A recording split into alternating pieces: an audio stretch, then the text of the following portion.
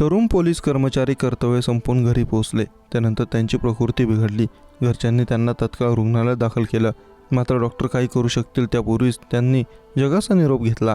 संगमेश्वर येथे ही धक्कादायक घटना घडली आहे.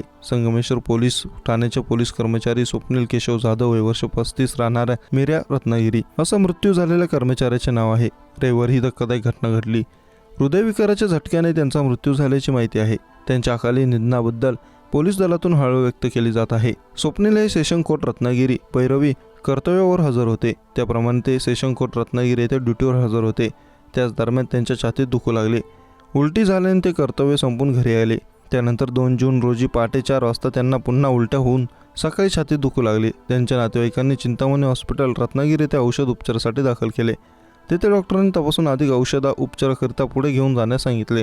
नातेवाईकांनी ॲस्टर आधार हॉस्पिटल कोल्हापूर येथे घेऊन जात असताना प्रवास दख्खन तालुका संगमेश्वर जिल्हा रत्नागिरी येथे त्यांची प्रकृती अधिक बिघडल्याने उपचारासाठी प्राथमिक आरोग्य केंद्र साखरपा येथे दाखल करण्यात आलं. मात्र तेथील वैद्यकीय अधिकाऱ्यांनी यांना दुपारी 2 वाजण्याच्या सुमारास तपासून मयत घोषित केल्याचे आहे. स्वप्नील जाधव हे रत्नागिरी नजीकच्या मिऱ्या गावचे रहिवासी असून ते सध्या संगमेश्वर पोलीस ठाणे येथे पोलीस नाईक पदावर कार्यरत होते. गेली 3 वर्षे ते संगमेश्वर पोलीस ठाणे येथे अत्यंत प्रामाणिकपणे सेवा बजावत होते.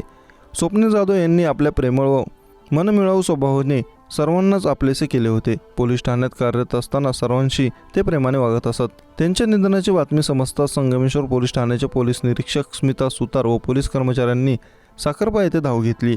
दरम्यान डॉक्टरांनी शवच्छेदन केल्यानंतर सायंकाळी स्वप्नील जाधव यांचा मृतदेह नातेवाईकांच्या ताब्यात देण्यात आला.